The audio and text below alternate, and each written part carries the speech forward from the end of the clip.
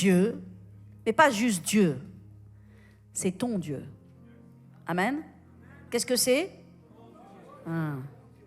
Ton Dieu.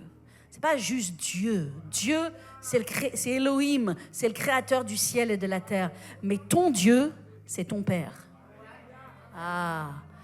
Il n'est pas juste Dieu le créateur, il est Dieu ton Père.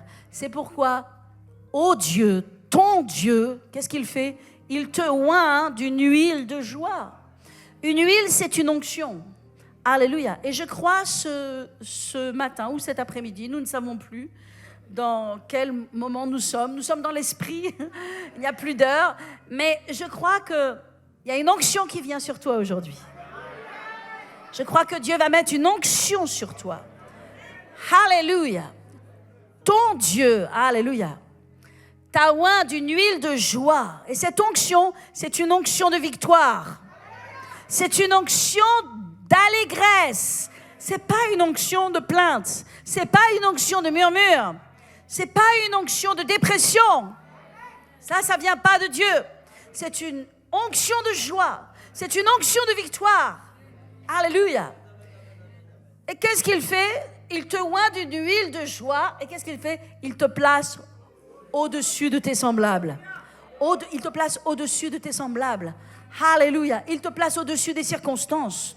Parce que nous n'obéissons pas aux lois de ce monde. Nous obéissons aux lois de Dieu. Nous sommes dans les lois de Dieu. Et les lois de Dieu sont supérieures aux lois des hommes. Jésus pouvait marcher sur l'eau parce qu'il ne fonctionnait pas selon les lois des hommes. Il fonctionnait selon les lois de Dieu. Il pouvait multiplier les pains et les poissons parce qu'il ne fonctionnait pas selon les lois des hommes. Il fonctionnait selon la loi de Dieu. La loi de Dieu et les lois de Dieu sont supérieures. J'ai dit supérieur. Est-ce que quelqu'un reçoit ce mot supérieur?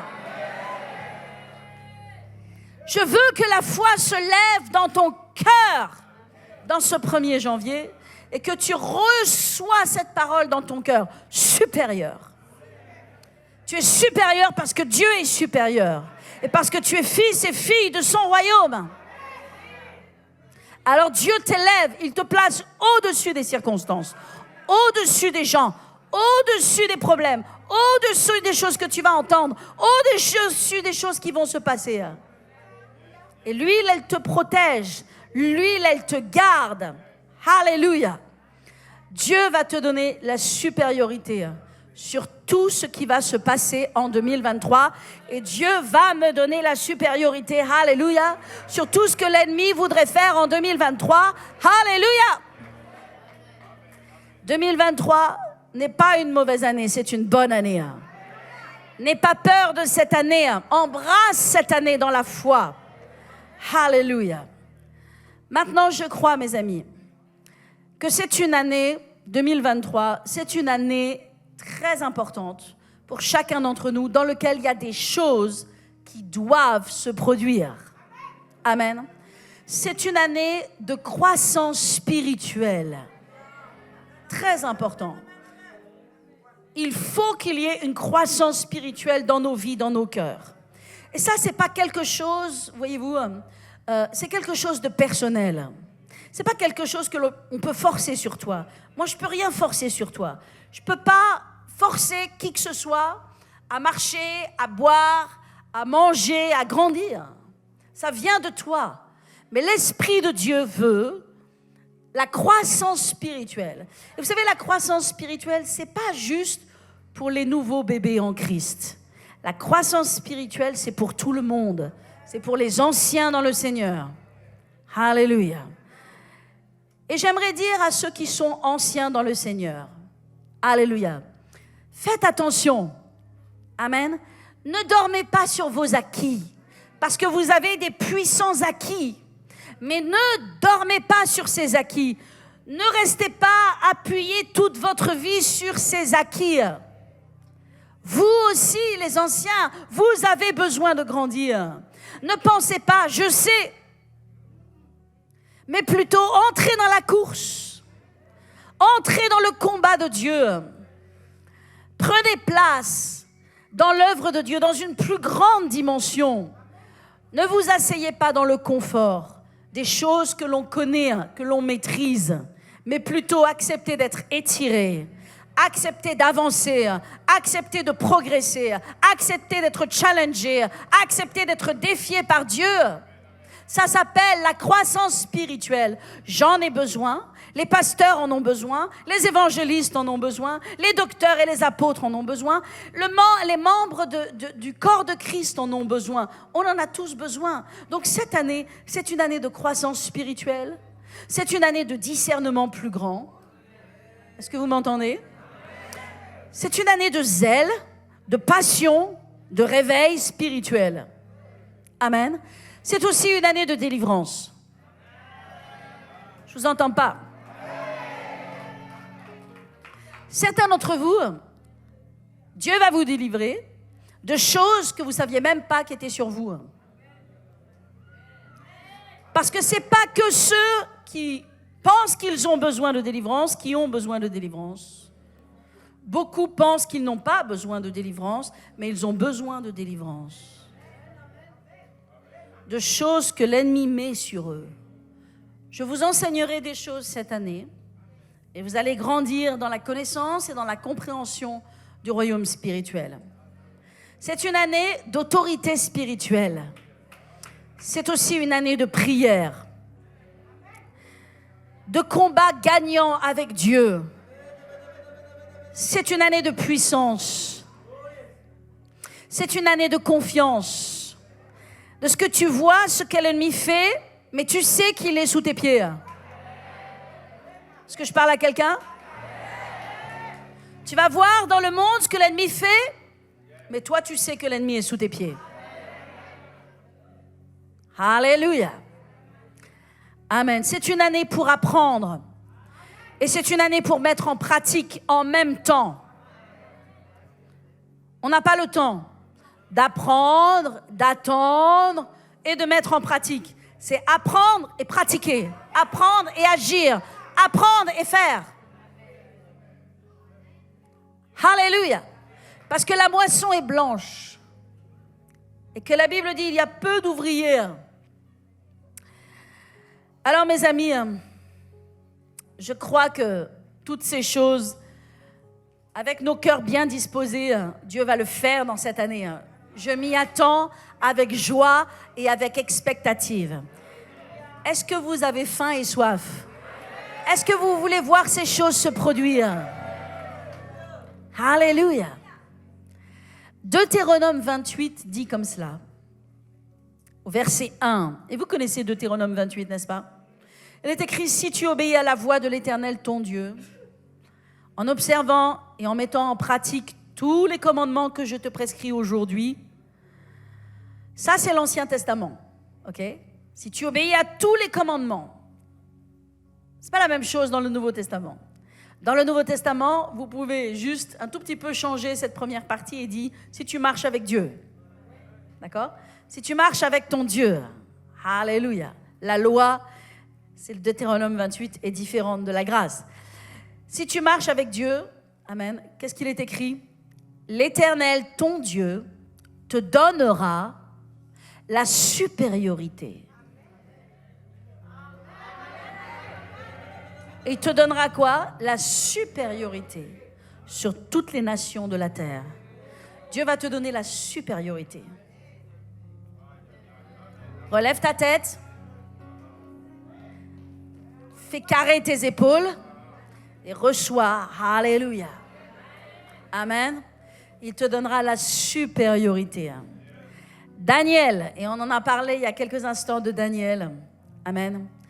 Daniel 6, verset 3, il est écrit que Daniel surpassait les chefs et les satrapes parce qu'il avait en lui un esprit supérieur.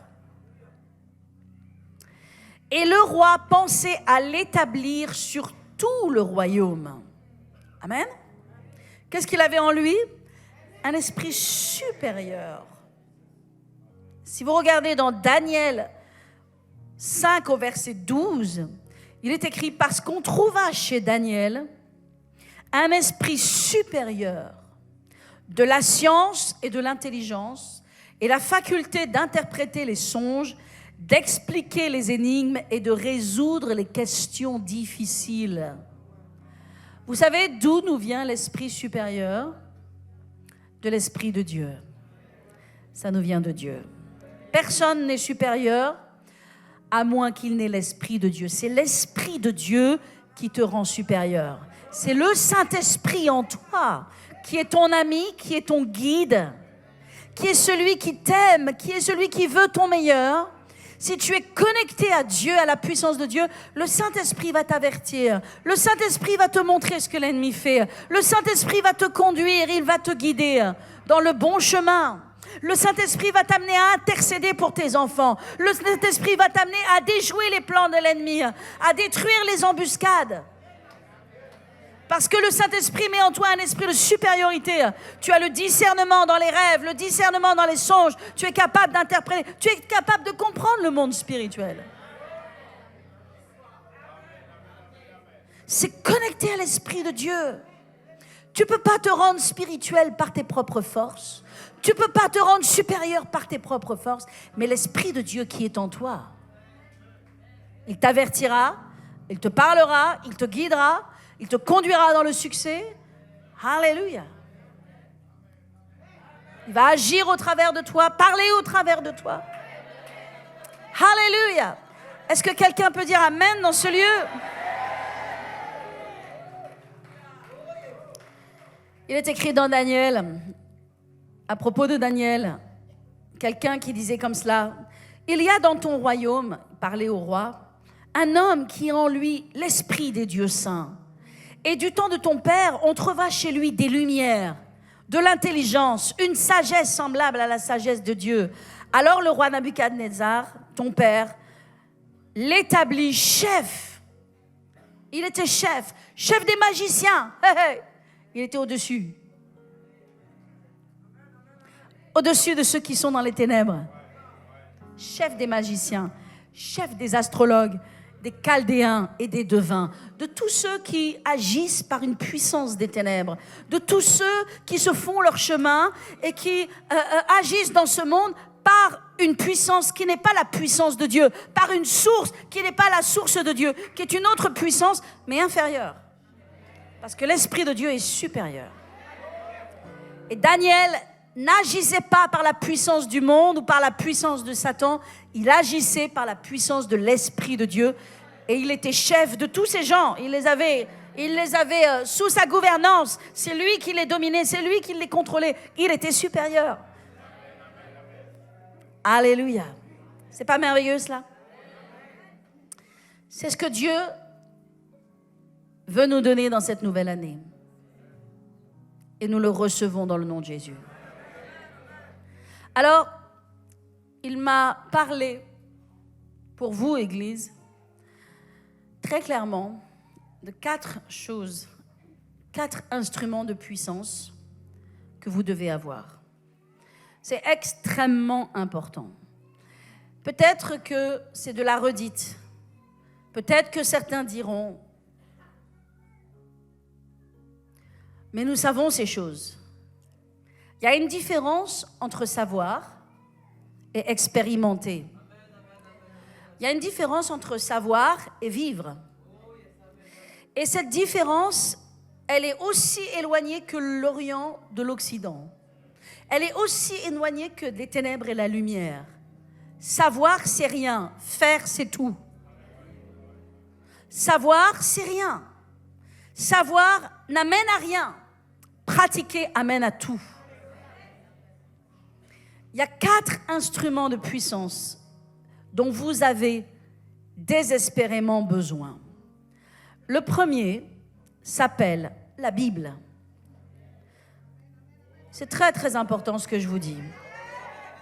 Parce que ce sont les armes de Dieu. Ce sont les armes implacables de Dieu.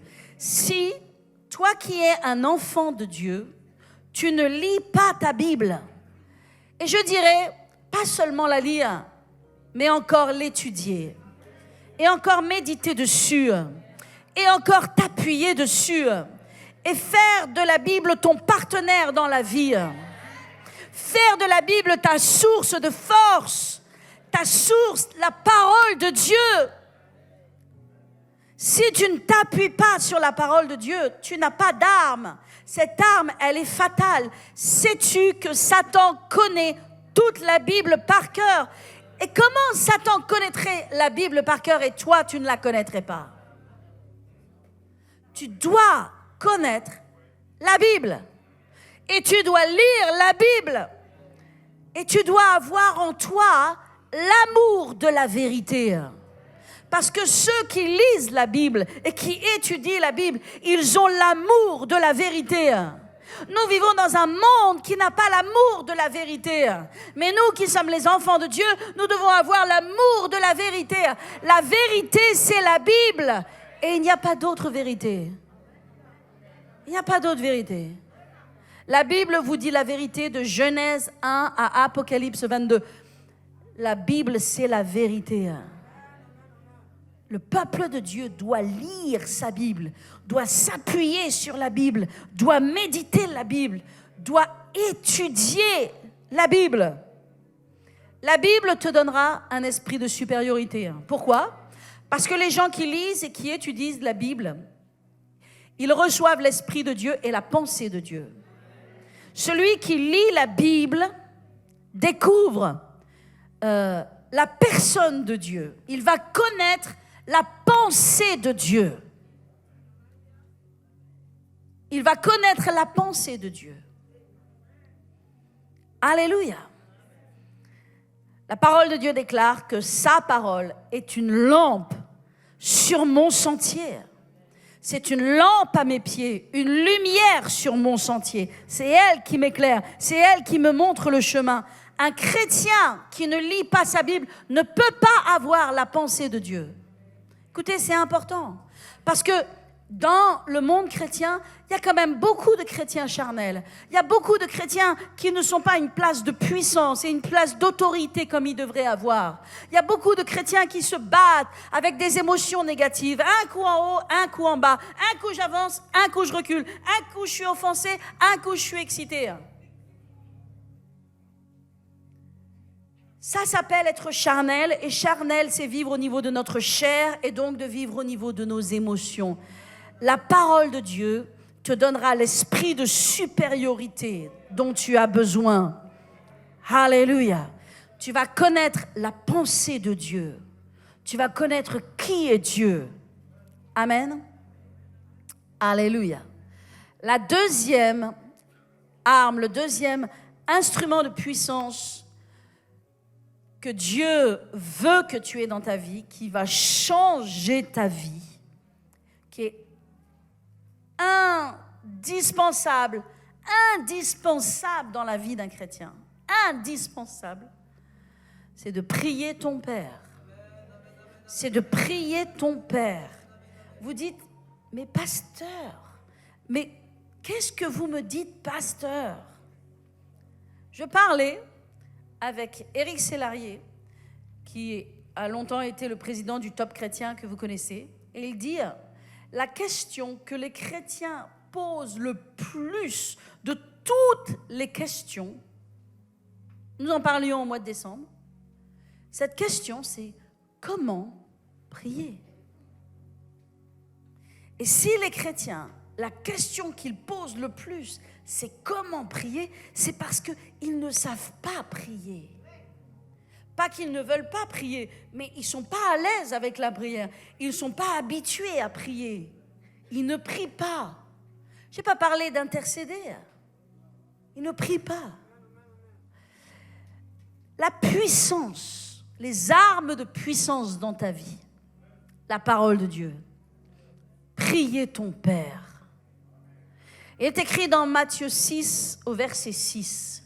Mais quand tu pries, entre dans ta chambre, ferme ta porte et prie ton Père qui est là, dans le lieu secret. Et ton Père qui te voit dans le secret te le rendra. Il va te rendre, il va te récompenser. Tu vas avoir le fruit de cette prière. Quelque chose. Je sais que tout le monde n'est peut-être pas concerné par ce que je dis et que certains d'entre vous, c'est déjà de l'acquis. Et gloire à Dieu. Amen.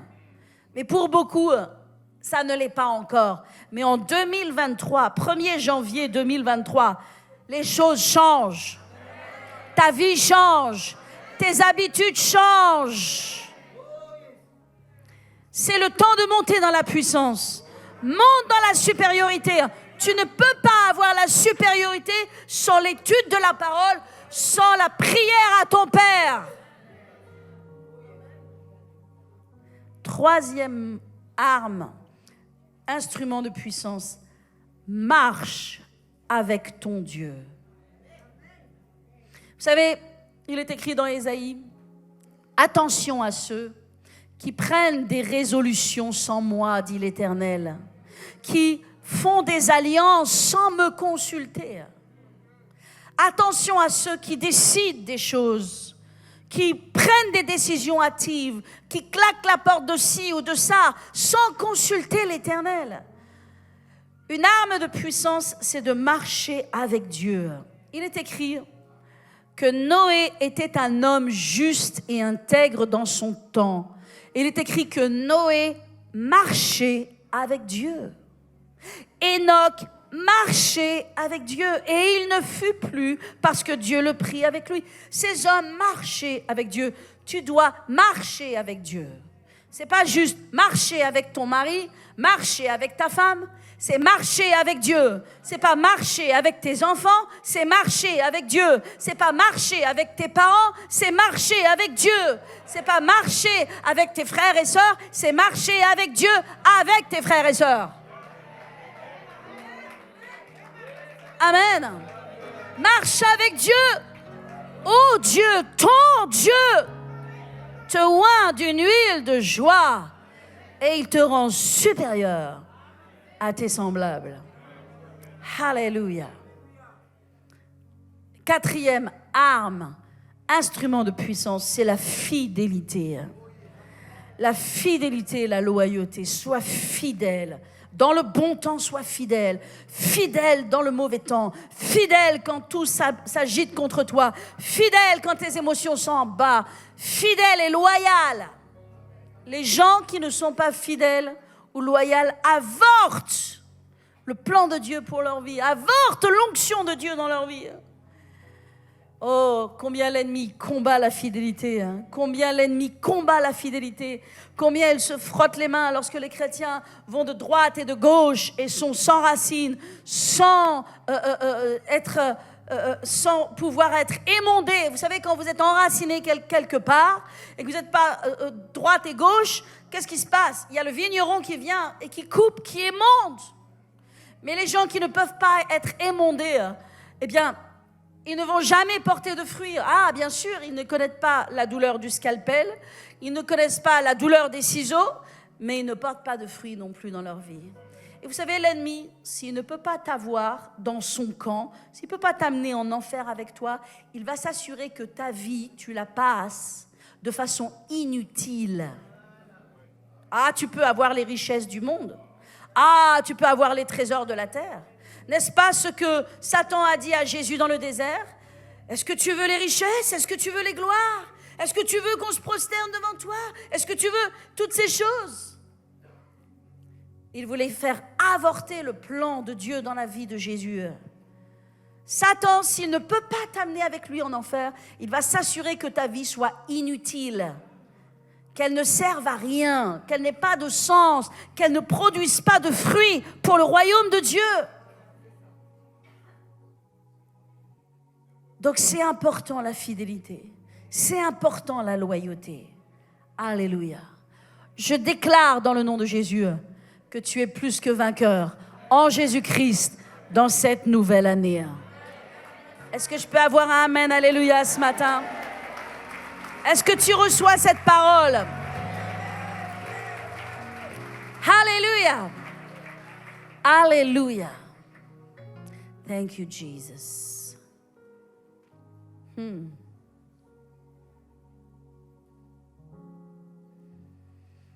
Thank you, Father.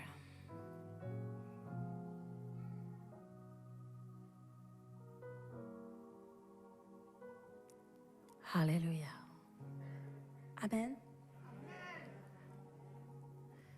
Je pense que ce que je dois vous partager, la suite que je dois vous partager, je vous la partagerai dimanche prochain. Je ne pense pas que le Saint-Esprit me conduise à le partager maintenant. Mais dimanche prochain, réussir 2023. Quatre choses pour réussir 2023, qui sont dans la suite de ce que le Seigneur a dit aujourd'hui. Amen. Gloire à Jésus. Vous avez besoin d'entendre ça. Alléluia. Mais je pense que je vous ai dit ce que j'ai besoin de vous dire de la part du Seigneur. Est-ce que vous recevez? Est-ce que vous recevez? Est-ce que quelqu'un reçoit? C'est important de recevoir. Dites, je prends, j'attrape, je reçois la parole pour moi. Supériorité, au-dessus, supérieur, une huile de joie, au-dessus de mes semblables. Alléluia. L'Éternel te rend supérieur aux situations, supérieur aux circonstances, supérieur aux nouvelles, supérieur à ce qui se passe dans le monde. Tu ne seras pas touché, tu ne seras pas atteint. De tes yeux seulement, tu verras la rétribution des méchants. 1000 tomberont à ton côté et 10 000 à ta droite. Tu ne seras pas atteint, dit l'Éternel. Alléluia. Parce qu'il va envoyer des anges pour te porter sur les pieds, sur les mains, afin que tes pieds ne heurtent pas contre une pierre. Tu fouleras le dragon, tu fouleras la spique et le lionceau. Parce qu'il m'aime, dit le Seigneur, je le délivrerai. Parce qu'il connaît mon nom, je le protégerai. Alléluia. Je le rassasierai de jour et je lui ferai voir mon salut. Est-ce que quelqu'un peut dire amen à la parole de Dieu? Peuple de la parole, alléluia. Alléluia. Tu ne seras pas atteint. Tu ne seras pas atteint. De tes yeux seulement, tu verras la rétribution des méchants. Oh, merci Seigneur. Alléluia. Merci pour ton salut. Alléluia. S'il y a des gens ici qui n'ont jamais donné leur vie à Jésus, simplement mettez votre main sur votre cœur maintenant et dites, Seigneur Jésus, que tout le monde répète cette prière. Et vous particulièrement, si vous n'avez jamais véritablement donné votre vie à Jésus comme vous devriez la faire, faites cette prière maintenant. Vous qui êtes avec nous derrière vos écrans, dites, Seigneur Jésus, aujourd'hui, je te donne ma vie.